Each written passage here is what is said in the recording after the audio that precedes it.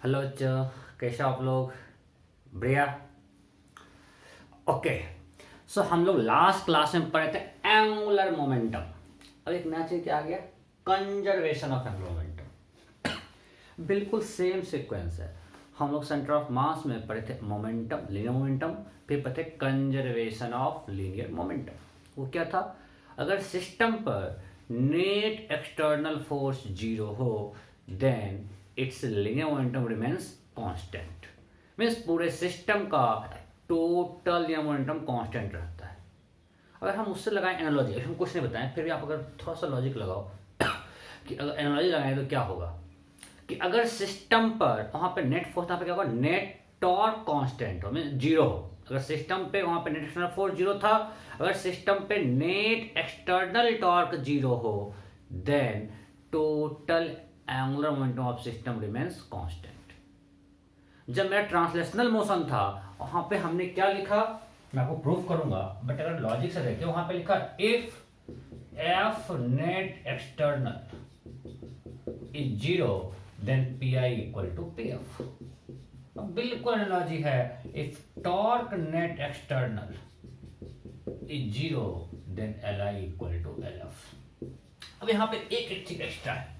Extra क्या है कि टॉर्क एक्सिस डिपेंडेंट है। जिस axis about net torque zero है उस एक्सिस के अबाउट एंगुलर मोमेंटम कंजर्व करेगा, because this is also axis dependent, right?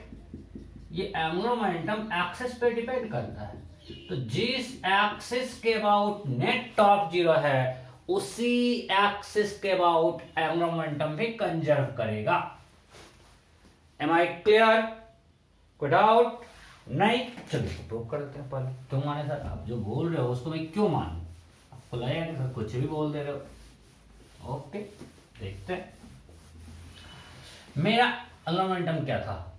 If a system of particle is angular momentum is summation of M I R I cross V I, और we can also write summation of M को अंदर लेके चल जाता है R I cross M I V I, right? So it can be written as summation of R I cross P I. ये R cross P का summation भी है, राइट? आपको हम पहले बता चुके हैं। अब अगर हम लिखते हैं D L by D T, rate of change of angular momentum, क्या होगा? D by D T summation of R I cross P I. Okay, differentiate करते हैं, प्रोडक्ट रूल। तो क्या होगा? पहले हमने आर आई को कांस्टेंट माना, R I cross D P I by D T plus R I, इसको डिफरेंशिएट करते हैं, दिस क्रॉस पी आई। अरे U V, U into V है, D by D T of U V क्या होगा? क्या हमने लिखा? U D V by D T plus V D U by D T. Am I clear? इसमें किसी को डाउट है बच्चे? ठीक से देखो। नहीं तो बस आगे कुछ भी नहीं है, हो गया। आज का थ्योरी बस खत्म ही होने वाला है। सो यहां से क्या आएगा? This is equal to summation of R I rate of change of linear momentum. ये क्या है? Rate of change of linear momentum. ये क्या होता है? फोर्स। प्लस ये क्या है? Rate of change of position, that is velocity, this V I cross P I. अब आप बताइए v क्रॉस p क्या होगा? p equal to M V, right? p equal to M V, so v cross p। अब बताओ p and v are parallel vector, yes और no? अरे भाई, if we multiply a vector by positive scalar direction remains same, so v and p का direction always same होगा। सो v और p के बीच angle 0 degree है, so always v cross p will be equal to 0, so this term is always 0 because V and P are always parallel, इनके बीच का angle 0 degree है, so ये 0, so what we have summation of Ri cross Fi. अब R cross F क्या होता है? Torque means सारे particles के टॉर्क का सम. R cross F is net external torque on each particle, mean that is net external torque on system of particles. Means if we have a system of particle having different particles and is angular momentum of that system of particle is summation of angular momentum of each particle. If you have system of particles, then angular momentum of that system of particle will be summation, a vector sum of angular momentum of each particle. And angular momentum of each particle is mr cross v. ये हम लोग पिछले class में पढ़ चुके हैं. So पूरे system के लिए dl by dt is net external torque on the system. ये तो मैं लिखा था. इसको मिटाऊं, सब कुछ दिख रहा है आप लोगों को. So dl by dt equal to net external torque on the system. Okay. So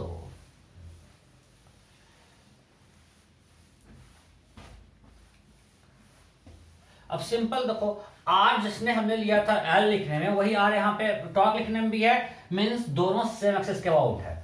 सो हमारे पास आया dl by dt for the system of particle is net external torque.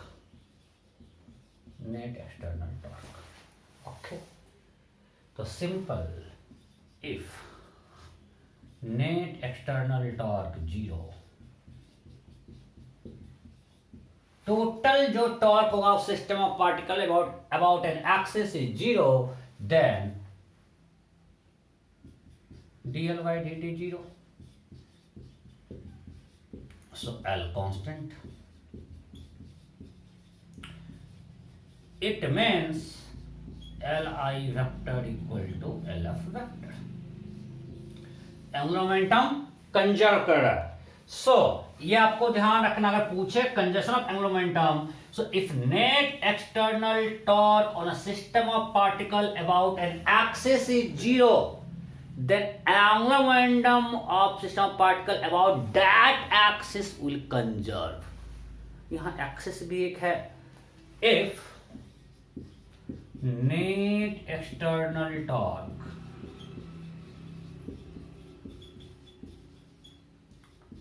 on a system of particle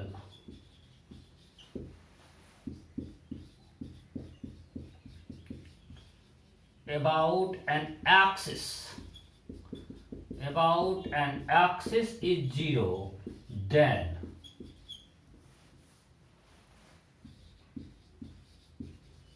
angular momentum of system of particle about that axis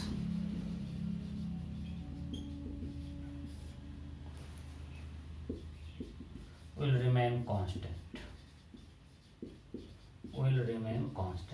Means जिस axis के about net external torque 0 है, उसके about angular momentum constant रहेगा. Li equal to Lf.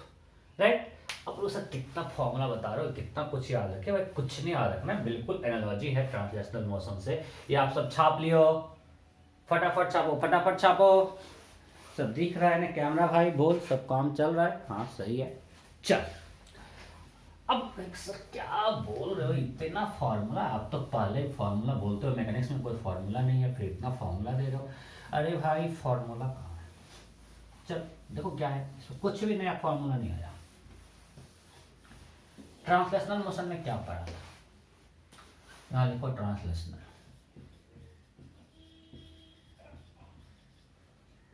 यहाँ लिखो rotational. चलो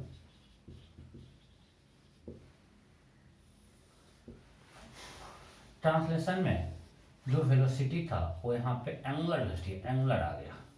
यहाँ जो एक्सेलरेशन था, यहाँ पे एंगुलर एक्सेलरेशन आ गया. ठीक है. यहाँ जो मास था, या मोमेंट ऑफ इनर्शिया आ गया। सब कुछ एंगुलर वेलोसिटी से चेंज किया, वेलोसिटी को हमने क्या कर दिया ओमेगा। याद करने में तरीका बता रहा हूं। एक्सेलरेशन हो गया एंगुलर एक्सेलरेशन, मास हो गया आई। चलो मोमेंटम क्या था, P इक्वल टू क्या था m इंटू वी। तो यहाँ पे L इक्वल टू क्या आएगा, m की जगह क्या है I और v की जगह ओमेगा। ओके चल और बताओ वहां पे काइनेटिक एनर्जी क्या था, हाफ mv स्क्वायर। चलो यहां पे k क्या होगा, हाफ, m की जगह I, v की जगह ओमेगा, राइट। ओके और बताओ वहां पे मेरा था force equal to dp by dt, और वेक्टर में देखें तो जो वहां पे फोर्स था यहाँ पे आएगा टॉर्क, और जो वहां था लिनियर मोमेंटम यहाँ पे आएगा एंगुलर मोमेंटम, राइट। p की जगह क्या है यहाँ पे l, सो यह आएगा dl बाई dt। और बताओ और क्या पढ़े, k इक्वल टू ये भी पढ़े थे p स्क्वायर बाई 2l। सो यहाँ k क्या आएगा, p की जगह l, m की जगह i। अब बताओ क्या याद करना, अगर आपको ये आता है ये भी तो आता है। क्या नया फॉर्मूला है बताओ, और क्या फॉर्मूला पढ़े हो अभी रोटेशन में, कोई नया फॉर्मूला। अच्छा सर ये भी तो पढ़े, F equal to M A. Okay F की जगह यहाँ टॉर्क, M की जगह I, A की जगह अल्फा। चल और बोल क्या पढ़ा है, और फटाफट बोल, बोलते जाओ। और क्या पढ़ा है, यही सब तो है। पहले क्लास में मोमेंट ऑफ इनर्शिया किए थे, दूसरे क्लास में टॉर्क निकलवाए थे तो ठीक है वो आ गया, तीसरे क्लास में डायनामिक्स के रहे F dot equal to I alpha हो तो गया, फिर काइनेटिक एनर्जी किए थे आ गया, मोमेंटम किए आ गया। तो कुछ भी न्यू याद नहीं करना यार। अगर वेक्टर में लिखोगे तो यहाँ P इक्वल टू एम भी है, तो यहाँ L equal to I omega. So आपको ये देखो तो याद करना कुछ है, अगर आपको ये आता है तो ये भी आता है। क्लियर। चलो सो अब हम लोग इस पे क्वेश्चन करते हैं कि कंजर्वेशन ऑफ एंगुलर मोमेंटम पे हमको सबसे पहले देखना है किस एक्सिस के अबाउट टॉर्क जीरो है, हम उसी के अबाउट एंगुलर मोमेंटम कंजर्व कर सकते हैं। एक सिंपल एग्जांपल लेते हैं। एक आदमी था, पूरा मस्ती में था, मस्त देखो कितना स्मार्ट आदमी है, वो हाथ फैला के रोटेट कर रहा था ऐसे, लाइक ऐसे, मेरे पास उतना स्पेस नहीं है, ऐसे रोटेट कर रहा था with omega let's assume 5 radian per second, ऐसे रोटेट कर रहा है। ठीक है, इसका हाथ फैला हुआ है, its moment of inertia is, चलो मानते हैं 32 kg metre square. Moment of inertia चलो 40 कर लेते हैं, चलो जो लिख दिया, 32 kg metre square moment of inertia. ठीक है, अब वो क्या किया, वो ऐसे करते करते अपना हाथ को फोल्ड कर लिया, रोटेट करते करते उसने अपना हाथ फोल्ड कर लिया। अब वो अपना हाथ बिल्कुल फोल्ड कर लिया, जमीन पे है भाई, हवा में नहीं। Now it's moment of inertia becomes about this axis, now I has become, थोड़ा स्लाइड चेंज कर लेते हैं,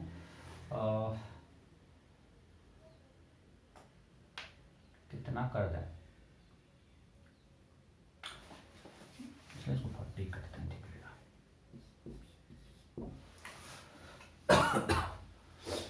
25 kg स्क्वायर, कुछ में डाटा दे दिया हो जाता है, मान लेते हैं। Next moment of inertia becomes 25 kg meter square. Then question is, what is new omega? What is new omega?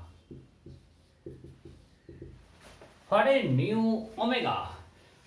उसने अपना हाथ को फोल्ड कर लिया, अब उसकी एंगुलर स्पीड क्या होगी? चलो आंसर तो आप निकालोगे, पहले नहीं बताओ ओमेगा सेम रहेगा बढ़ेगा घटेगा? ओमेगा कांस्टेंट, इंक्रीजेज या डिक्रीजेज, क्या फटाफट। तो भाई लॉजिकल है। अब अगर हम एक्सिस लेते हैं, ये एक्सिस ना बिल्कुल सेंटर ऑफ मास उसका पास कर रहा है, सेंटर ऑफ मास से पास करता है एक्सिस लिए, तो उस पे क्या फोर्स लग रहा है, एक mg लगेगा, नॉर्मल लगेगा और फ्रिक्शन लगेगा। सो फ्रिक्शन भी इससे पास कर रहा है, तो फ्रिक्शन का टॉर्क जीरो, नॉर्मल का टॉर्क जीरो, mg का टॉर्क जीरो, उसमें नेट टॉर्क क्या है about this axis, zero. Net external torque zero. अरे भाई फ्रिक्शन इससे पास कर रहा है तो फ्रिक्शन का टॉर्क जीरो, mg नॉर्मल सब इसी लाइन पे है, तो नेट टॉर्क क्या हो गया, zero. Am I clear? So net torque zero. अगर net torque zero, so momentum will conserve about this axis, so Li equal to LF। तो ऑब्वियसली अगर मोमेंट ऑफ इनर्शिया डिक्रीज किया है मींस ओमेगा बढ़ेगा, because L equal to I omega. So I है पहले 40, omega is 5, this is equal to now I is 25 into omega, so now omega is 8 radian per second.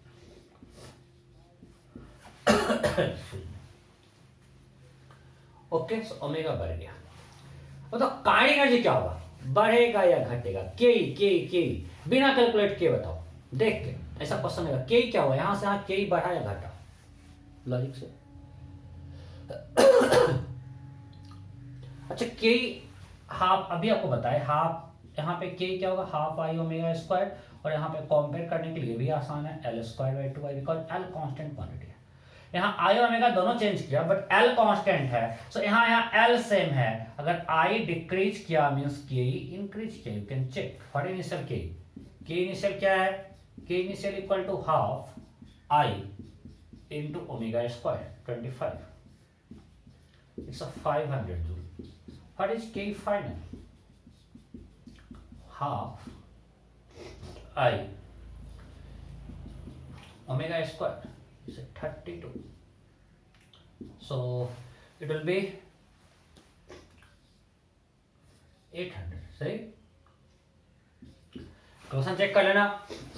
So the delta K change in Ke by 300 joule, so kinetic energy of this body has increased by 300 joule, अगर calculation सही है तो। So kinetic energy increase कर गया। सो मेरा एक question है, आपको कोई डाउट है क्या, आपको इसमें कोई डाउट नहीं? सो मुझे इसमें एक डाउट है, ये जो काइनेटिक एनर्जी इंक्रीज किया, सो कोई फोर्स तो होगा जो वर्क डन किया है, तो किस फोर्स ने वर्क डन किया कि ये इंक्रीज किया, इसमें कौन सा फोर्स वर्क डन किया, ये होमवर्क क्लियर है कि अगर के इंक्रीज किया तो कौन सा फोर्स वर्क डन किया, ठीक है, फर्स्ट। सेकेंड थिंग, हमने बोला कि इसका एंगुलर मोमेंटम कांस्टेंट है और ओमेगा इसका इंक्रीज कर गया। भाई जब ओमेगा इंक्रीज किया मतलब एंगुलर एक्सेलरेशन है, एंगुलर एक्सेलरेशन क्या होता है, थोड़ा सा समझते हैं, ऐसा है बहुत ट्रिवियल थिंग। अगर ओमेगा इंक्रीज किया मींस अल्फा मेरा क्या है, D omega by D T, this is not equal to zero, because अगर ओमेगा चेंज कर रहा है तो अल्फा तो जीरो नहीं है। ओमेगा इंक्रीज किया मींस अल्फा नॉन जीरो है, ओके। जब अल्फा नॉन जीरो है तो हम लोग पढ़े torque equal to Y alpha, तो टॉर्क आया होगा। एक तरफ आप बोल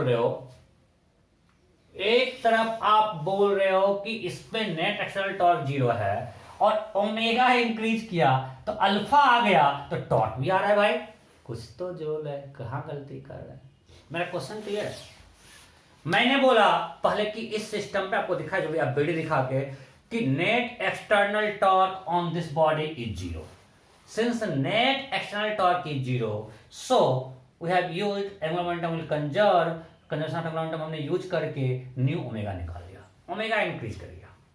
जब ओमेगा इंक्रीज किया मींस इसमें अल्फा आया, ओमेगा चेंज किया मींस अल्फा आया, और जब अल्फा आया तो we know torque equal to I alpha, तो जब अल्फा है मतलब टॉर्क है।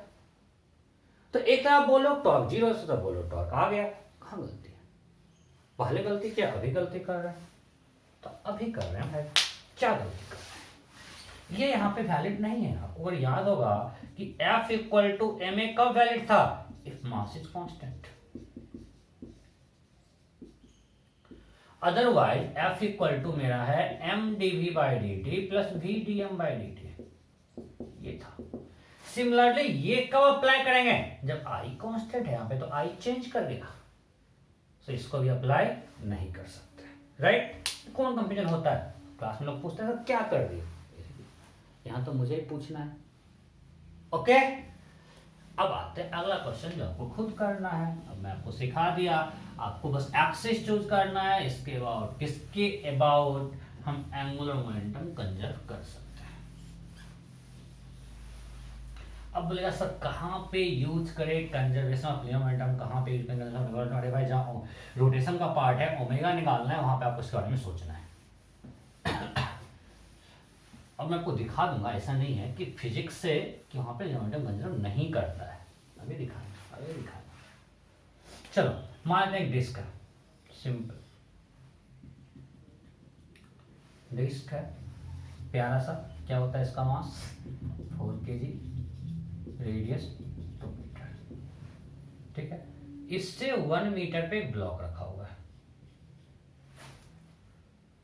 अब ब्लॉक ऑफ मास चलो 2 kg is kept at distance 1 meter from the axis of this disk, and this whole system is rotating with 5 radian per second.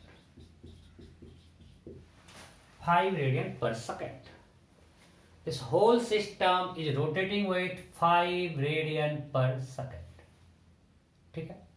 अब friction sufficient नहीं है इसको साथ में घुमाने के लिए, सो ये स्लिप कर गया, और ये स्लिप करके let's assume this block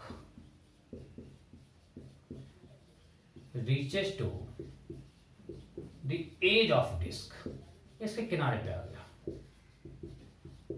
block यहां से यहां आ गया। Then question is find new angular speed of disc, find new angular velocity of disc, ये क्वेश्चन है। Question clear? We have a disk of mass 4 kg, radius 2 meter, is rotating about its axis with angular speed 5 meters per second. A block of mass 2 kg is kept at distance 1 meter from the axis of disk. Now let's assume friction is not sufficient for keeping them together. हम लोग first circular motion में, so this block has slipped and it reaches to the edge of disk. Then you have to find angular speed of disk when block is at the edge. इस instant पे जब block यहां है उस समय इसका angular speed क्या होगा, फटाफट कीजिए, फटाफट मैं भी कर रहा हूं।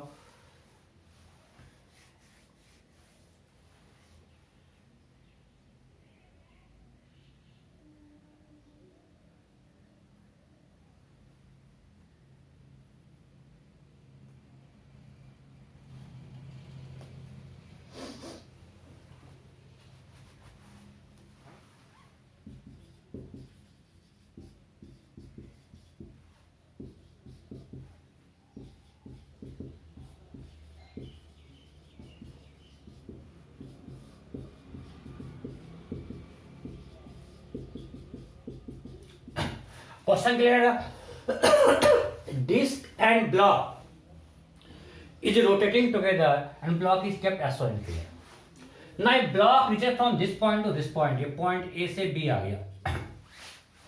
Then find new angular velocity of disk. फटाफट करो, क्वेश्चन करो, फिर हम लोग हर चीज को समझेंगे, क्या सिस्टम लेंगे, क्या कर रहे हैं, क्यों कर रहे हैं, ये इंपॉर्टेंट है। ये हम लोग सब कुछ ठीक से समझेंगे। फटाफट कीजिए, फटाफट। हो गया? ओके, अब समझते हैं। पहले मुझे बताओ कि अगर यहाँ पे सिस्टम लेते हैं, पहले सिस्टम डिस्क मान लिया, इसका एंगुलर मोमेंटम कंजर्व करेगा क्या? सिर्फ डिस्क का। अबाउट दिस एक्सिस हम बात कर रहे हैं, अबाउट दिस एक्सिस हम लोग एक्सिस से ही चूज कर रहे हैं। हम इसके अबाउट कोर एक्सिस क्यों नहीं चूज करेंगे? क्योंकि हमको यहाँ पे हिंज फोर्स का डायरेक्शन पता नहीं है। तो अगर आप कोई एक्सिस चूज करोगे, यहाँ पास हिंज फोर्स का एक टॉर्क आ जाएगा। सो यहाँ पे आसान क्या है, हम ये एक्सिस चूज करें क्योंकि इसके अबाउट हिंज फोर्स का टॉर्क हमेशा 0 होगा।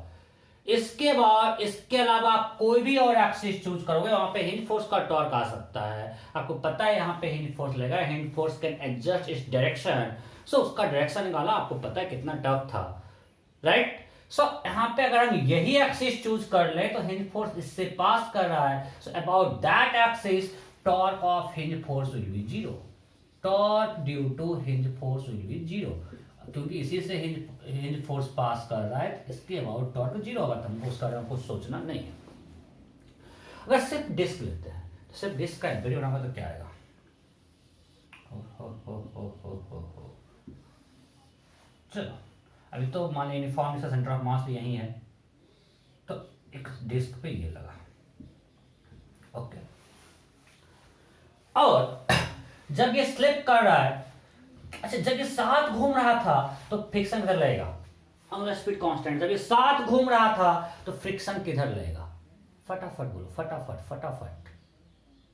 हम लोग कौन पढ़ा चुके हैं कि जब साथ घूम रहा है तो फ्रिक्शन खुश है। अगर साथ घूम रहा है तो इस ब्लॉक में सिर्फ रेडियल एक्सेलरेशन है और वो फ्रिक्शन प्रोवाइड करेगा साथ घुमाने के लिए, तो फ्रिक्शन इधर था तो उसका टॉर्क 0 था।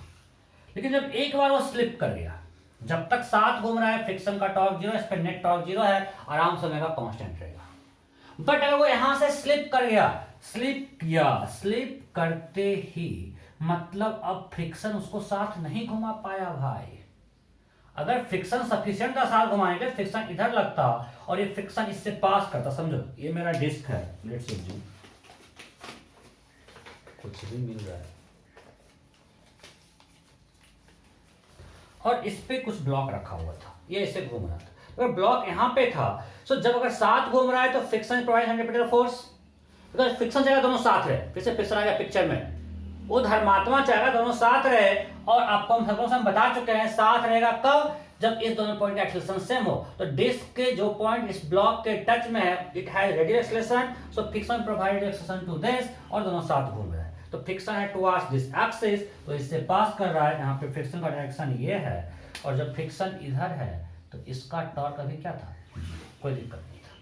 लेकिन जब ये एक बार स्लिप कर गया, जब ये स्लिप करेगा तो अब ओमेगा कांस्टेंट है, मतलब फ्रिक्शन इधर नहीं है भाई। अब फ्रिक्शन चाहेगा साथ रखना। अब इसमें आ गया एक्सेलरेशन, ओमेगा अब जो ही स्लिप करेगा ओमेगा चेंज करेगा मींस अल्फा आ जाएगा। कैसे? जब ये स्लिप करेगा, मान इसका डिस्टेंस थोड़ा सा बढ़ गया, स्लिप किया, जब ये स्लिप किया डिस्टेंस थोड़ा सा बढ़ गया, मोमेंट ऑफ इनर्शिया बढ़ गया, पूरे सिस्टम का डिस्टेंस बढ़ गया, मोमेंट ऑफ इनर्शिया बढ़ गया मींस ओमेगा घट गया तो अल्फा आ गया मींस टॉर्क आ गया। सो यहां पे अल्फा आया मींस एटी आ गया, एटी आया मींस अब फ्रिक्शन का डायरेक्शन सिर्फ ये नहीं है, अब यहाँ पे एक एटी भी है मींस फ्रिक्शन एक टेंसिल डायरेक्शन जाएगा, उसका टॉर्क इसके बहुत नॉन जीरो है।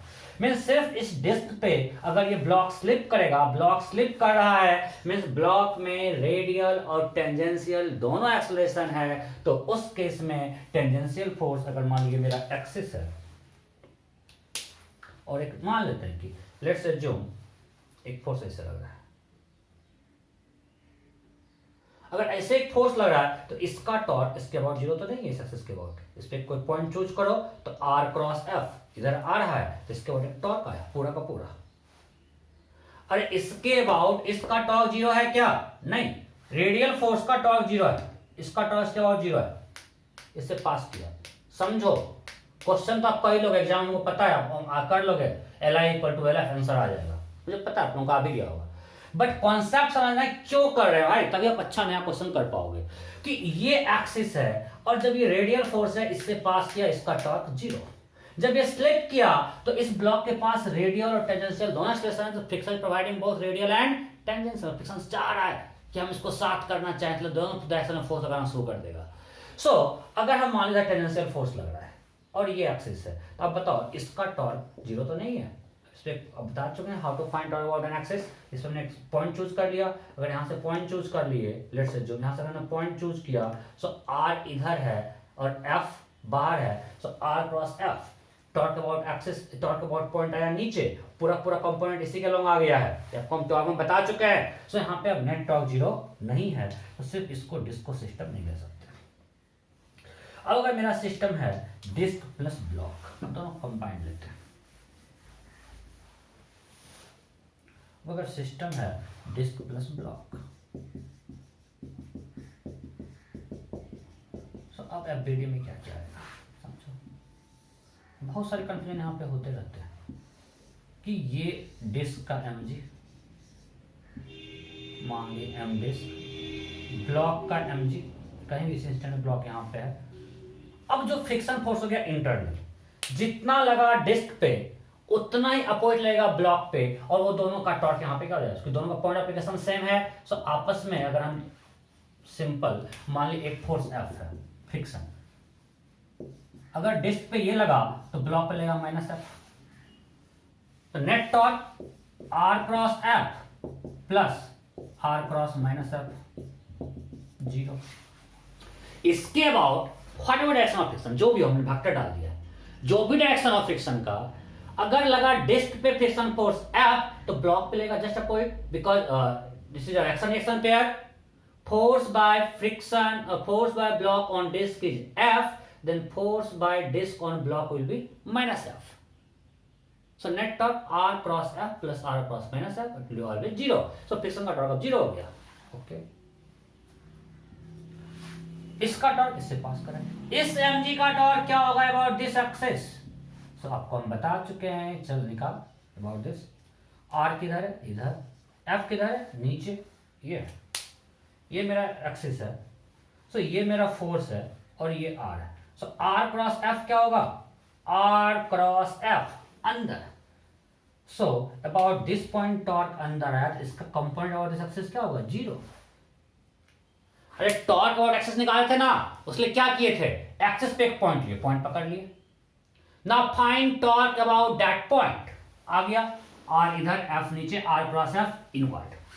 तो इस पॉइंट का टॉर्क इनवर्ड है। Now take component of that torque about axis, that is zero, because ये मेरा टॉर्क अबाउट पॉइंट ये आया, एक्सिस ये, इसका ये एंगल 90 है, इसका कंपोनेंट अबाउट एक्सिस क्या है, zero.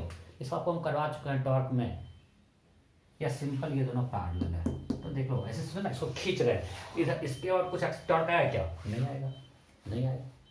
So now in on this system net torque about this axis is zero. मैं आपको सब कुछ एक्सप्लेन किया क्यों लिया, ऐसा आपको सिद्ध कर देते हैं, करते हैं क्यों, कैसे समझ में आया कि सिस्टम डिस्क प्लस ब्लॉक क्यों लिए।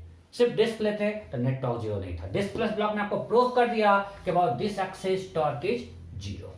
ओके, सो अगर टॉर्क जीरो कर दे, so torque zero means angular momentum conserve करेगा। So Li equal to LF, Li equal to LF।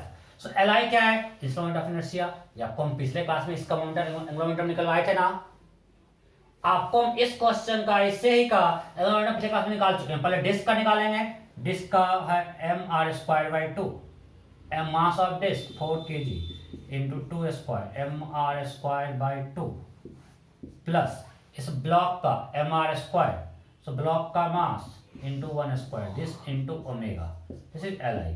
Direction ऊपर है, LF क्या होगा, फिर से डिस्क का तो वही होगा, प्लस अब ब्लॉक चला गया 2 मीटर डिस्टेंस पे इंटू ओमेगा। सो ये 8 + 2 10 × 5 50 इक्वल टू 8 + 8 16 omega. So omega equal to 50/16 25/8। Am I clear, समझ में आया कि नहीं। अरे एंगुलर मोमेंटम इसका निकालना को सिखाए थे ना, डिस्क का प्लस ब्लॉक का, तो डिस्क का mr²/2 और ब्लॉक का mr², पता करो 4 × 2² 2 ओमेगा प्लस m2 × 1² ओमेगा, जो करो। आपको हम पिछले क्लास में इसका एंगुलर मोमेंटम पूरा बॉयल वगैरह सब खड़ा करके निकाल चुके हैं, ये आ गया। अच्छा, यहाँ पे डिस्क प्लस ब्लॉक सिस्टम का आप लीनियर मोमेंटम पूछते क्या, can we conserve linear momentum P, can we conserve linear momentum of disk plus block system। आप लिख सकते हो क्या कि Pi = PF, ये कर सकते हैं क्या, नहीं कर सकते। क्यों क्यों क्यों क्यों क्यों क्यों क्यों? चलो वर्टिकल में तो नेट जीरो रहेगा, नॉर्मल भी आएगा, mg नॉर्मल उसका भी आएगा, नॉर्मल mg का बैलेंस कर लिया। बट एक यहाँ पे हिंज फोर्स आ गया यार, उस सिस्टम में हिंज फोर्स है और नेट फोर्स जीरो नहीं है, हिंज फोर्स है। वर्टिकल में बैलेंस हो गया, फ्रिक्शन आपस में बैलेंस कर लिया, बट ये हिंज फोर्स कहाँ जाएगा? सो यहाँ पे लीनियर मोमेंटम कंजर्व नहीं है, सब कुछ लॉजिकल है भाई। ओके नेक्स्ट क्वेश्चन बिल्कुल सेम टाइप, ये आपको होना चाहिए, लेकिन 2-3 बार पूछ चुका है, नेट जो पूछता है 2-3 बार ही पूछता है।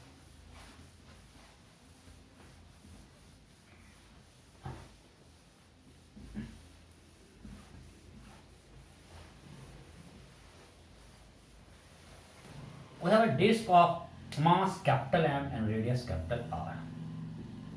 बिल्कुल ऐसा ही पूछता है, वही मैं दे देता हूँ। We have a disk of mass capital M and radius R. Mass disk of mass capital M and radius capital R. It is rotating with angular speed omega about this axis.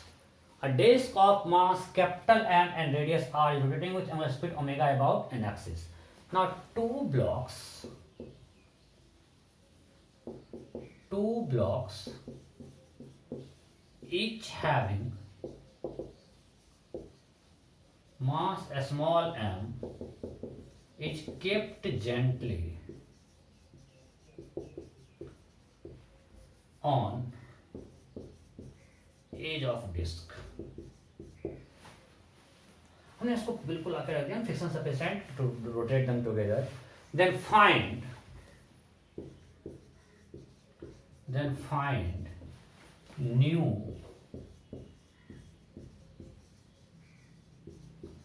angular speed of disk.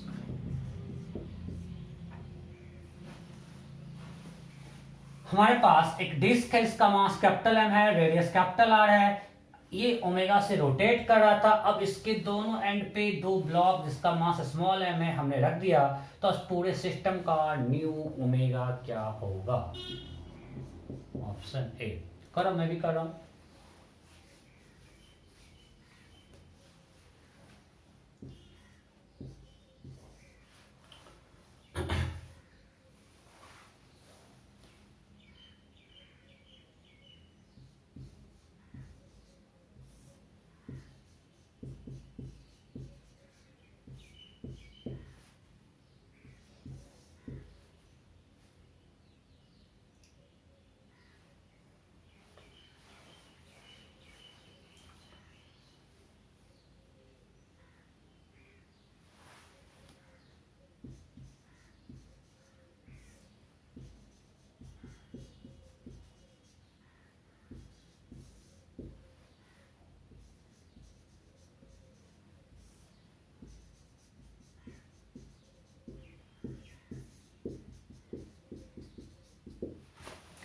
Find new angular speed of disc. फटाफट हो गया, simple. अब मैं आपको सब कुछ explain कर चुका हूं, हमने यहां से ब्लॉक लाया। अगर अब हम सिस्टम ले लेते हैं, क्यों लेते हैं सिस्टम को, सब कुछ एक्सप्लेन कर चुके हैं। डिस्क प्लस ब्लॉक्स, दोनों ब्लॉक को लेते हैं, तो इस सिस्टम का एंगुलर मोमेंटम कंजर्व करेगा, बिकॉज mg का टॉर्क 0, फ्रिक्शन का टॉर्क 0, तो क्वेश्चन हिंज फोर्स से पास कर रहा है। इस पूरे सिस्टम का angular momentum about this axis conserve करेगा, right. Li equal to LF about axis, जो मेरा एक्सिस है उसके अबाउट एंगुलर मोमेंटम कंजर्व करेगा। बस कर देते हैं।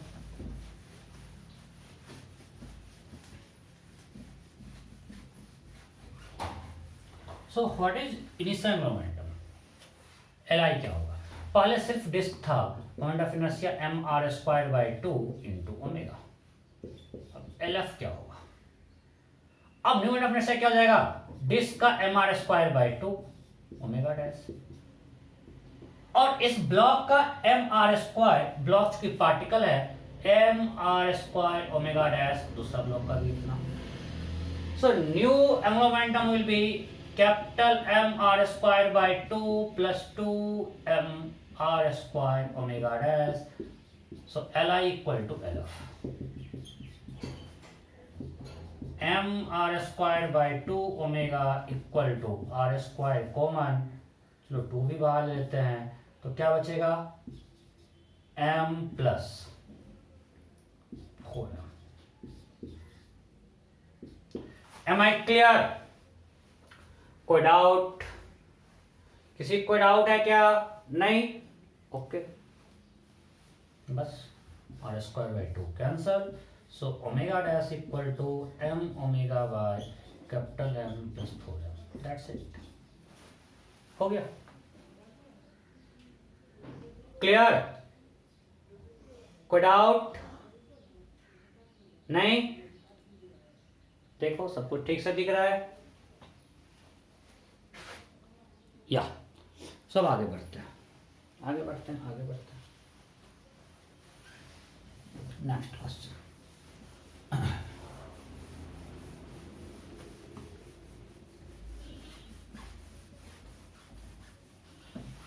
नेक्स्ट क्वेश्चन, चलो we have a disk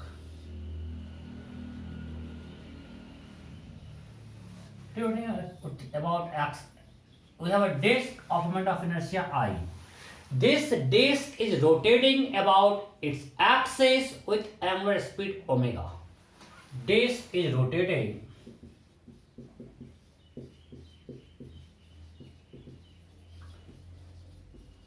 about its axis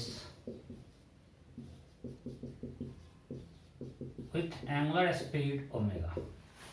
omega से रोटेट कर रहा है, ठीक है। Moment of inertia of disc I है।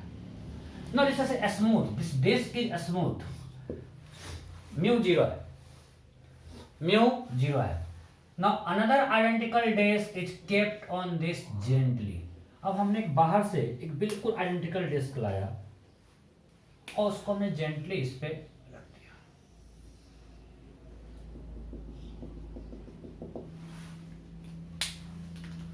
अनदर, ये डिस्क ए है, ये डिस्क बी है।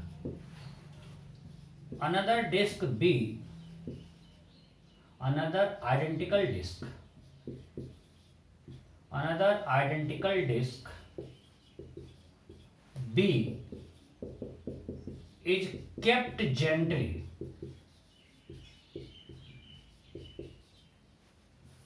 on disk A. Then find new angular speed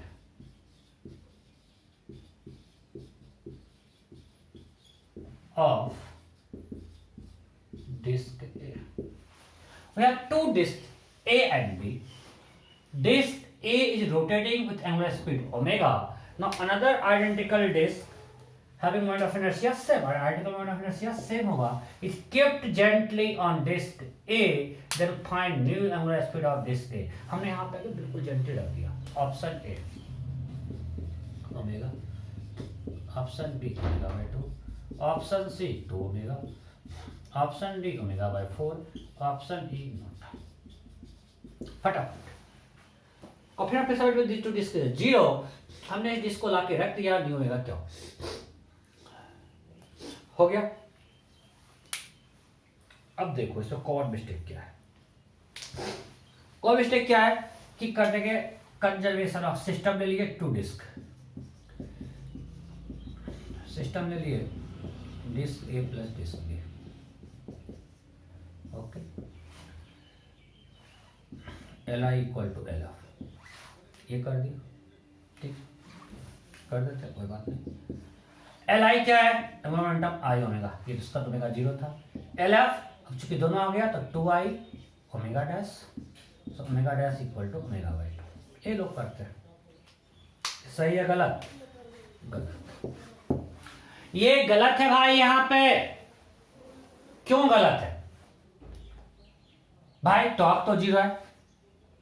अगर दोनों सिस्टम लेंगे, एमजी का टॉर्क 0 है, फ्रिक्शन अगर कुछ होता है, फ्रिक्शन तो है ही नहीं, तो सिस्टम का टॉर्क 0 है, तो मोमेंटम करेंगे। हाँ भाई करो, यहां तक बिल्कुल सही है। इसमें कहीं कोई, इस लाइन में कोई दिक्कत नहीं है, ये बिल्कुल सही है। भाई आगे क्या है, आप तो पढ़ाए हो L equal to I omega होता है, ये भी आपका सही है, ये भी आप पढ़ा, ये गलत है, ये हम नहीं पढ़ाए भाई। टोटल एंगुलर मोमेंटम तो 2i है, बट अब दोनों का ओमेगा सेम क्यों होगा?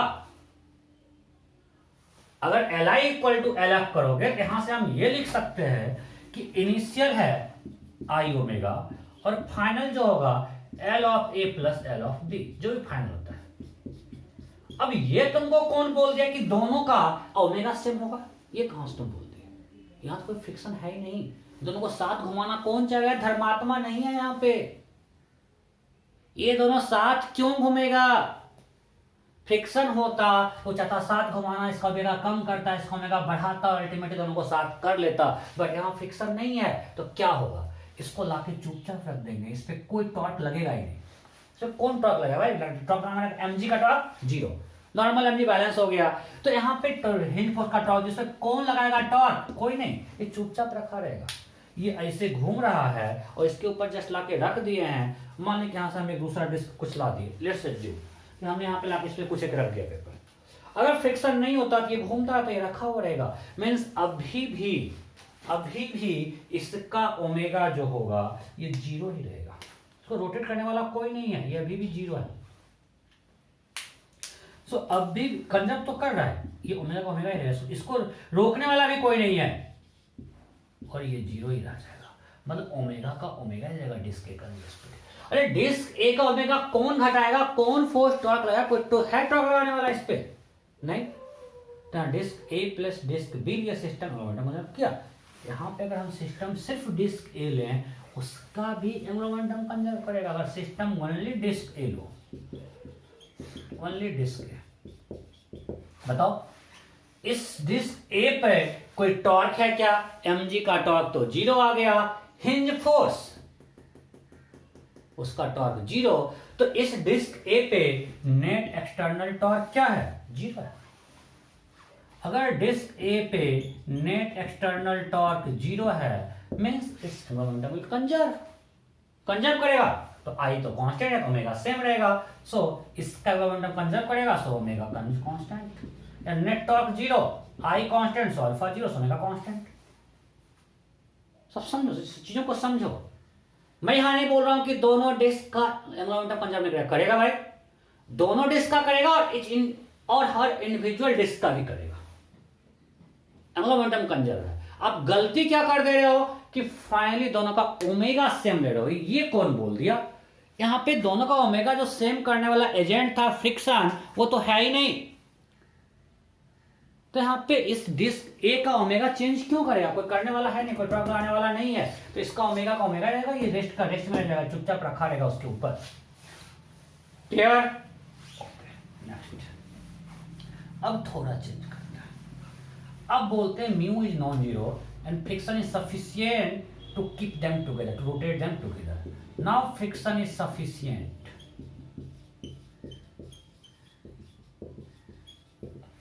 to rotate them together.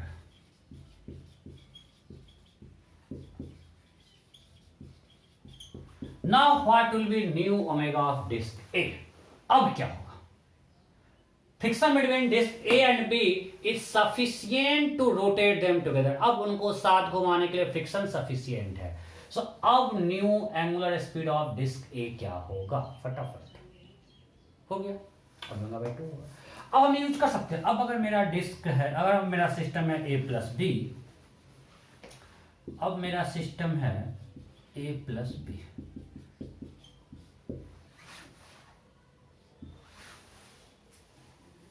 ठीक है। जब ए प्लस बी है तो अब एल आई ओमेगा और एल एफ दोनों साथ घूमेगा, so 2 omega dash, so net torque 0 होगा सिस्टम पे, so I omega is 2 omega dash, L I equal to L F, so omega dash is omega by 2। Find net torque 0, वो same thing, friction internal force हो गया, दोनों पे equal in opposite है, उसका transport कर जाएगा, आपस में कैंसिल करके 0 हो जाएगा। अब सिर्फ डिस्क ए का एंगुलर मोमेंटम कंजर्व नहीं कर सकते, क्यों? क्योंकि जब इसके ऊपर रखेंगे अब फ्रिक्शन चाहेगा इसको साथ घुमाना, तो फ्रिक्शन इसका ओमेगा घटाना चाहेगा, तो फ्रिक्शन इस पे लगेगा इधर और इस पे लगेगा अंदर, देखो फ्रिक्शन लग रहा है बाहर इस पे, और आर इधर है, सो आर क्रॉस एफ, टॉर्क आ रहा है इस डायरेक्शन में क्लॉकवाइज, रोटेट किधर कर रहा है एंटी क्लॉकवाइज, मींस इसका ओमेगा डिक्रीज करेगा। इस पे फ्रिक्शन लगेगा अंदर की तरफ, सो देखो फ्रिक्शन लग रहा है अंदर, एफ इधर है आर इधर है, आर क्रॉस एफ, इसका ओमेगा बढ़ाएगा। तो फ्रिक्शन इस पे लगेगा इधर, तो इसका ओमेगा बढ़ाएगा फ्रिक्शन, इसका ओमेगा इंक्रीज करेगा और इसका ओमेगा डिक्रीज करेगा। कब तक? जब तक दोनों का ओमेगा सेम फ्रिक्शन को हो जाएगा। ये जो ही डिस्क आएगा फ्रिक्शन नाराज है भाई, इसका जीरो है इसका कुछ ओमेगा है, दोनों को साथ करते हैं, साथ करने के लिए इसको इसका ओमेगा घटाना पड़ेगा, इसका ओमेगा बढ़ाएगा और अल्टीमेटली दोनों को साथ कर देगा, इसका ओमेगा घटेगा इसका ओमेगा बढ़ेगा और फाइनली ओमेगा बाय 2 पे सेम होगा। Am I clear? कोई डाउट नहीं? सो इसी क्वेश्चन में आएगा then find work done by frictional force. Find work done by frictional force. Find work done by frictional force. ये क्वेश्चन है।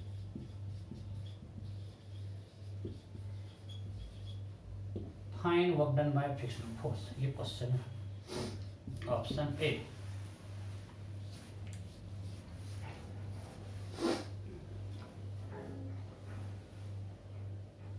करो, मैं भी कर रहा हूं।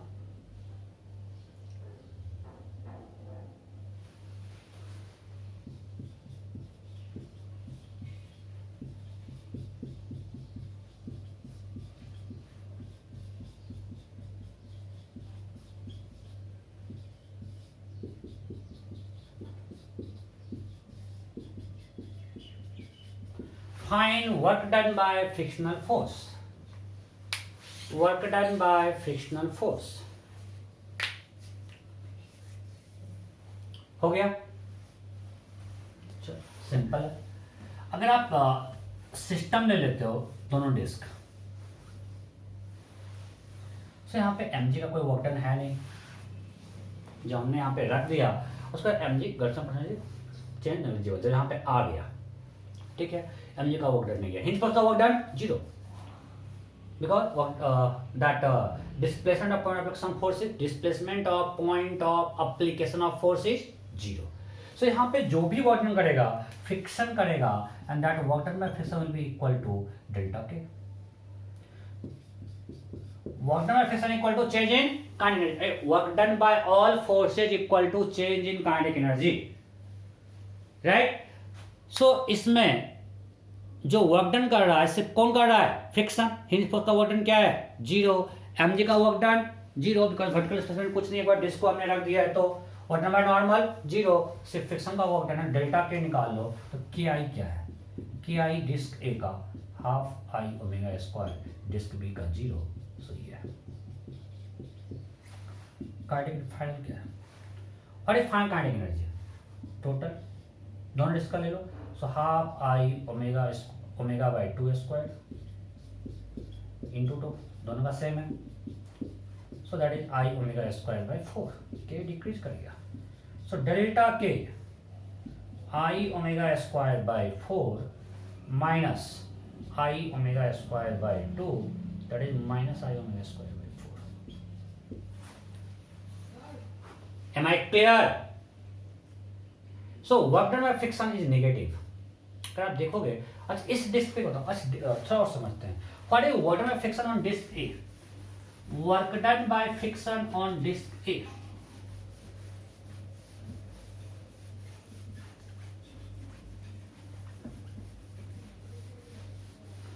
work done by friction on disk A, work done by friction on disk A,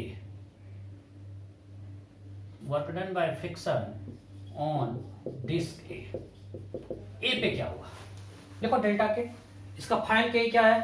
half I omega by 2 square, initial के half I omega square, तो हम पूरा इसका ये कर देते हैं, तो क्या आएगा? I omega square by 8 minus I omega square by 2, 8 4, सही है क्या? This. So work done by friction on disc A negative है, लॉजिकल है भाई, इसका काइनेटिक एनर्जी घटा रहा है। और आप देखोगे हम जो पहले ट्रांसलेशन वर्ड में क्या था, इसको मैं मिटा रहा हूँ, ये आंसर आ चुका है, क्वेश्चन यही था, मैं आपको कुछ और समझा रहा हूँ। ट्रांसलेशनल वर्ड मेरा क्या था, एफ डॉट डी एस। तो रोटेशनल वर्क डन क्या होता है, वर्क डन जो रोटेशनल होता है that is torque dot D theta, इसका इंडिकेशन। सो अब बताओ ये इस पे फ्रिक्शन कितना लग रहा है, इस डिस्क पे बाहर की तरफ फ्रिक्शन लग रहा है इधर, और आर इधर है। सो आर क्रॉस एफ, टॉर्क किधर है, इन this direction.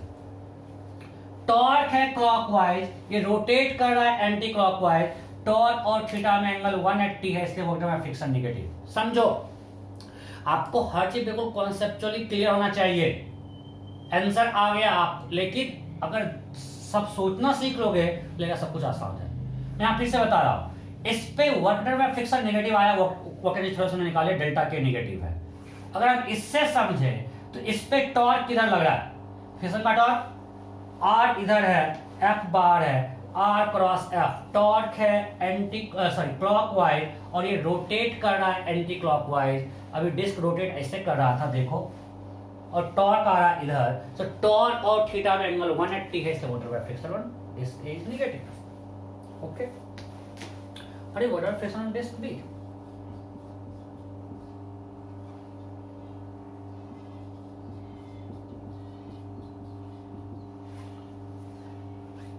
Delta K half I K final this K initial 0 I omega square by 8, right. So total work done on system, total work done on system this plus this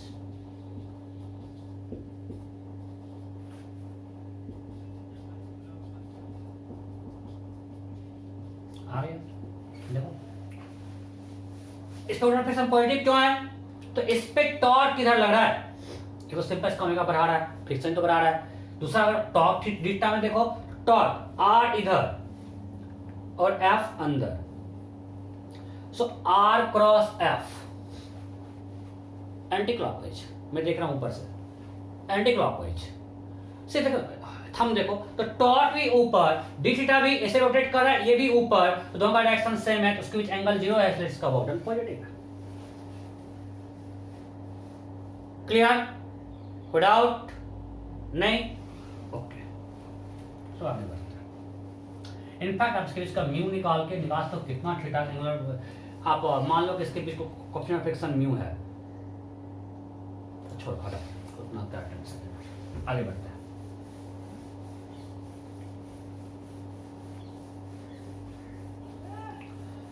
next,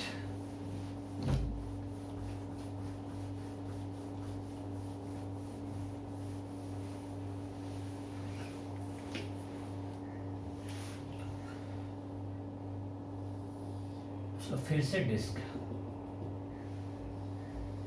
ये disc के ऊपर एक आदमी खड़ा है, इसके हाथ में एक बॉल है, मास ऑफ डिस्क और disc mass 4 kg, radius 2 metre. मानते हैं mass of person is 60 kg, mass of ball is 2 kg। This whole system is rotating with 5 radian per second. We have a disk of mass 4 kg, radius 2 meter. A person of mass 60 kg is standing at the edge of disk, and it has ball of mass 2 kg in his hand.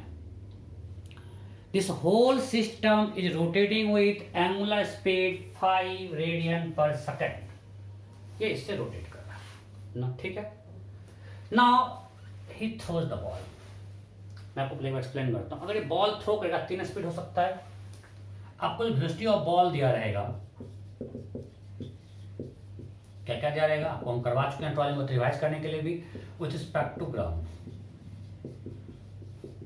ये दिया रहेगा, याद रहेगा।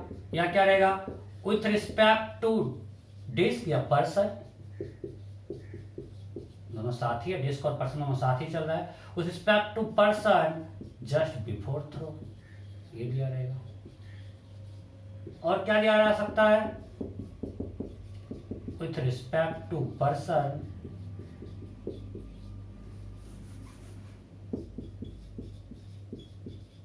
Just after throw.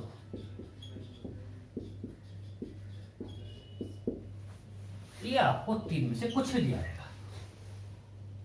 ये हम लोग trolley में कर चुके हैं, राइट। ट्रॉली में पर्सन जो फेंकता था, तो जो बॉल फेंकता था उसका वेलोसिटी ऑफ बॉल होता था या तो ग्राउंड के रिस्पेक्ट में या with respect to person just before से, विथ रिस्पेक्ट टू ट्रॉली या पर्सन दोनों साथ चल रहा था। यहाँ पे डिस्क और पर्सन दोनों साथ घूम रहा है, तो विथ रिस्पेक्ट टू पर्सन और disc just before throw and just after throw. कुछ नहीं, मतलब कौन सा लेना है, ये सब हम करवा चुके हैं, ठीक है। सो अब यहाँ पे क्वेश्चन दिया हुआ है कि ball has been, person throws ball, एक सिंपल पहले करते हैं, person throws ball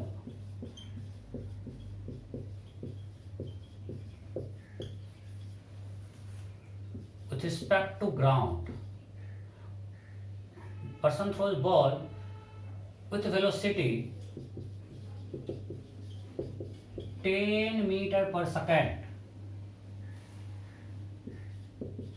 with respect to ground as shown in figure. वो इधर फेंकता है इस डायरेक्शन में, उसने बॉल को इधर थ्रो कर दिया ऐसे आउटवर्ड, ठीक है। क्वेश्चन इज फाइंड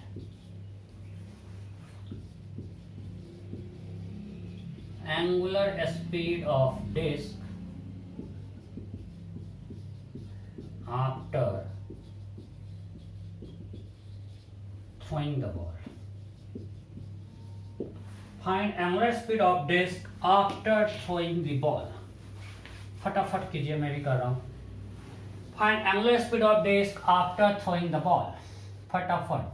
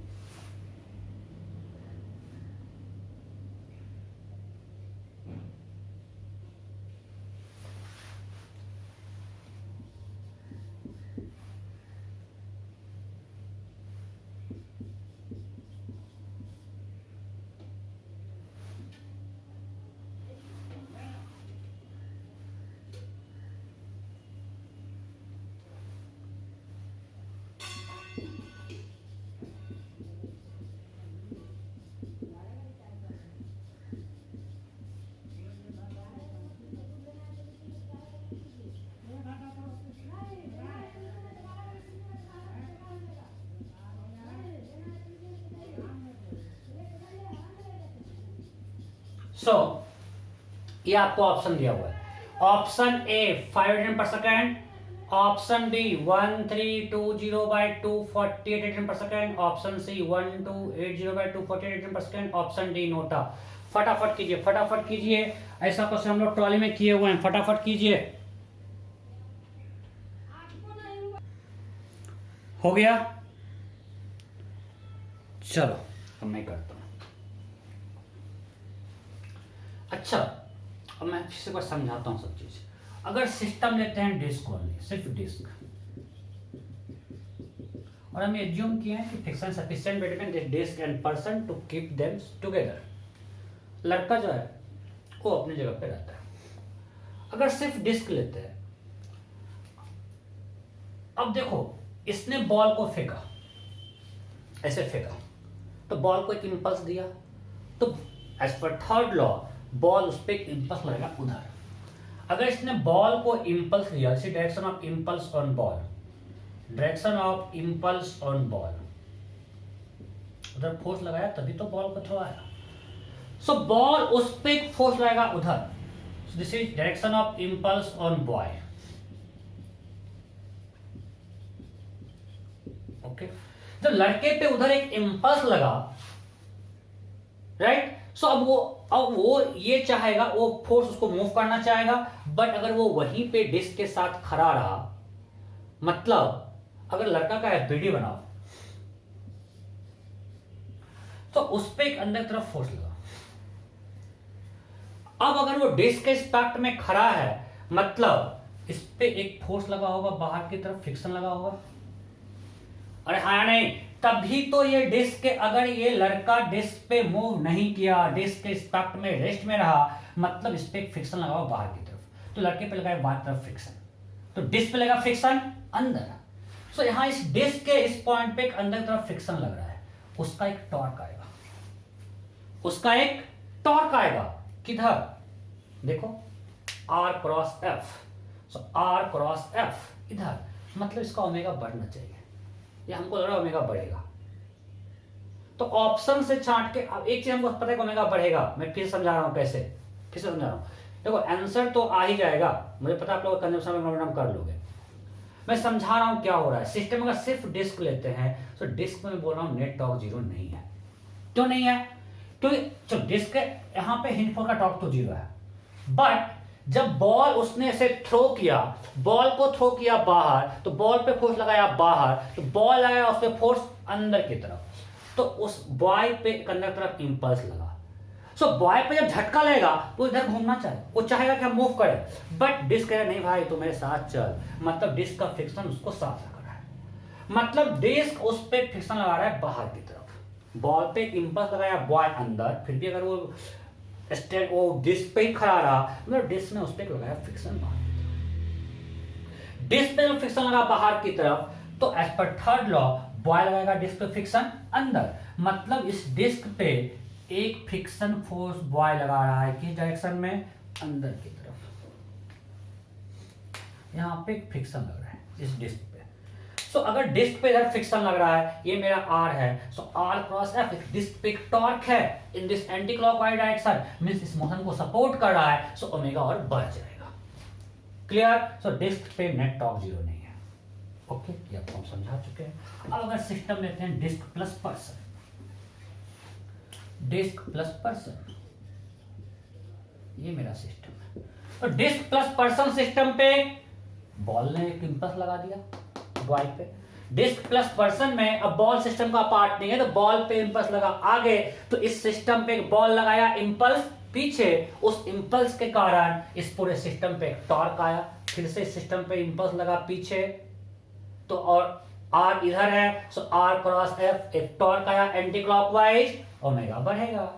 सो इसको ओमेगा कांस्टेंट, इस चीजों को समझो। इस system disc plus person system, मुझे क्यों आप लोग समझ नहीं रहे हो, अगर मेरा सिस्टम है डिस्क प्लस पर्सन दिस, तो इस सिस्टम पर एक इंपल्स लग रहा है बॉय पर अंदर की तरफ, तो इस इंपल्स के कारण इस पे टॉर्क आएगा, इसको बोलेंगे एंगुलर इंपल्स, अगली क्लास में लोग पढ़ेंगे, बट एक टॉर्क आएगा, चलो इंपल्सिव टॉर्क आएगा। वो टॉर्क क्या है? R cross F। सो R इधर है, F अंदर है ऊपर की तरफ, सो इधर टॉर्क आया, सो ओमेगा बढ़ेगा, तो इस सिस्टम का मोमेंटम कंजर्व नहीं करेगा। अगर मेरा सिस्टम है disc plus person plus ball, अब मेरा सिस्टम ये है। अब बताओ कोई एक्सटर्नल फोर्स है क्या जो टॉर्क देगा? mg है, उसका टॉर्क के वर्जन को आपको हम एक्सप्लेन कर चुके हैं। जहां पे जिस किसी पे भी mg लग रहा है, उसका mg इधर है, ये एक्सिस है, और mg इधर लग रहा है, तो इसका टॉर्क वर्सेस एक्सिस क्या होगा? जीरो। हम लोग पढ़ चुके हैं, आज ही किया है। इस mg का टॉर्क के क्या है? जीरो। तो इस पे अब नेट टॉर्क जीरो है, इस सिस्टम पे about this axis net torque zero है। इसके अलावा कोई और लेकिन फिर हिंज फोर्स आएगा पिक्चर में, about this axis hinge force का टॉर्क जीरो, इस नॉर्मल का आपस में कैंसिल हो जाएगा, और mg का टॉर्क जीरो, और फ्रिक्शन वगैरह अब इंपल्स का कोई टॉर्क आ नहीं रहा है, सब कैंसिल हो गया। एक्सटर्नल कोई फोर्स और है ही नहीं। इस एक्सटर्नल फोर्स क्या रहेगा? सिर्फ नॉर्मल mg और कुछ रहेगा ही नहीं। हिंज फोर्स का टॉर्क 0 है। इस सिस्टम में एक्सटर्नल फोर्स है नॉर्मल mg और हिंज फोर्स, उस सब का टॉर्क 0 है। अब देखो बॉल इस पे इंपल्स इधर, बॉय पे पीछे, आपस में कैंसिल कर लेगा, इस पे टॉर्क 0 कर लेगा, दोनों एक्शन पेयर है, एक्शनल फोर्स नहीं है वो। सो अब इसका एंगुलर मोमेंटम कंजर्व कर सकते हैं। Again we can't conserve linear momentum because इस सिस्टम पे नेट फोर्स 0 नहीं है। नेट फोर्स 0 है क्या? बिल्कुल नहीं। बट नेट फोर्स पे तो हिंज फोर्स भी आ रहा है भाई, बट नेट टॉर्क 0 है, so we can conserve angular momentum of this system. तो आपको क्लियर हमने इस सिस्टम क्यों लिया? आप तो क्वेश्चन कर लेंगे दोनों तीनों सिस्टम में, मुझे पता है। सो Li इक्वल टू LF, तो इस पे नेट टॉर्क 0 है। और आपको हम बता चुके हैं कि ओमेगा बढ़ेगा कैसे। सिंपल, अगर आप सिर्फ डिस्क प्लस बॉय भी लेते हो तो बॉय पे उसने इंपल्स लगाया आगे, इधर फेंका, तो बॉल ने उस पे बॉल पे बॉय ने इंपल्स लगाया आगे, बॉल को उसने इधर फेंका, तो बॉल इस पे पीछे धक्का दिया, सो R क्रॉस F ऊपर आया टॉर्क, सेम डायरेक्शन में घूम रहा है, सो ओमेगा बढ़ेगा। इसको देखते हैं, Li equal to LF। Li निकालो, सब कुछ साथ घूम रहा है, सीधे मोमेंट ऑफ इनर्शिया लिख लेते हैं। डिस्क का mr²/2 4 × 2s²/2, पर्सन का mr², पिछले क्लास में सब कर चुके हैं। बॉल का 2 × 2s², this much into omega in direction this much। Omega कितना है? 5। ओमेगा कितना है? 5 in this direction। तो कितना हो गया? 8 plus 240, 248 plus 8, 256 into 5। This much upward। कोई दिक्कत है क्या? नहीं। सो Li निकल गया। अब लिखते हैं LF, फाइनल मोमेंटम। फाइनल लिखो। फाइनल में अब हमको लिखना है बॉल का, डिस्क का और पर्सन का। सो डिस्क और पर्सन तो साथ ही घूम रहे हैं, इसको साथ मान सकते हैं। सो डिस्क का moment of inertia this mr²/2, person का दिस, दोनों साथ घूमेगा ओमेगा, ये दोनों साथ ही घूमेगा,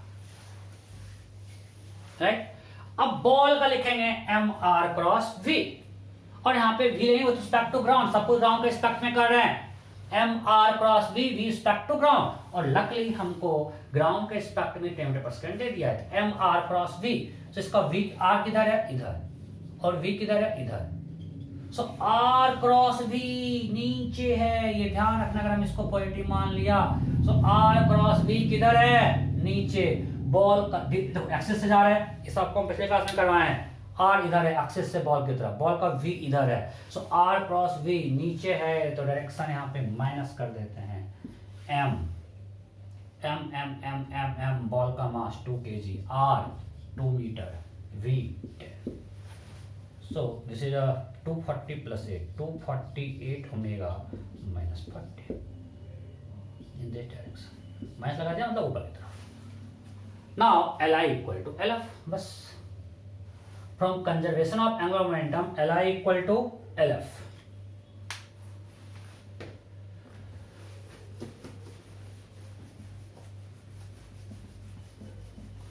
Now according to conservation of angular momentum, according to conservation of angular momentum, Li equal to LF। Why Li equal to LF? Because on this system net external torque is 0, इस system पे। So we can write 1280 equal to 248 omega minus 40, so 1320 equal to 248 omega, so omega equal to this।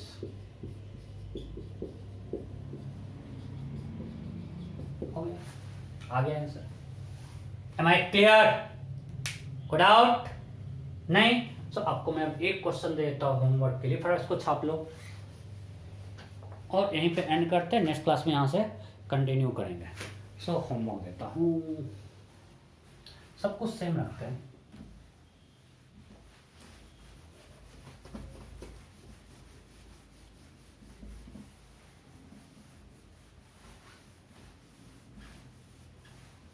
मैं आपको concept सिखाना चाह रहा हूं, क्यों कर रहे हैं हर चीज। ताकि आप भी सब चीज सोच पाओ, और जब एक बार सोचना शुरू कर दोगे ना बहुत मजा आएगा। अब सिर्फ एक ही डिफरेंस है, सिर्फ हमने ले दिया person throws ball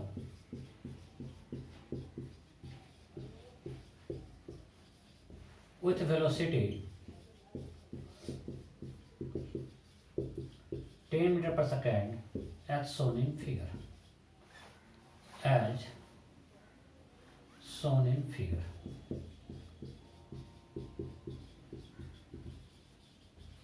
Then find new angular speed of disk. Then find new angular speed of disk. Equals person throws ball velocity 10 meter per second as shown in figure. ऐसा. Then find new angular speed of disk. और जब कुछ नहीं दिया मतलब 10 meter per second किसके respect में है? With respect to person just after throw. ये आपका होमवर्क है, ये आप करके आना। अगले क्लास में इसी से कंटिन्यू करेंगे, फिर वन टाइप का और क्वेश्चन है, बस ये टॉपिक खत्म हो जाएगा। then let's start angular impulse. ठीक है, ओके, बाय बाय।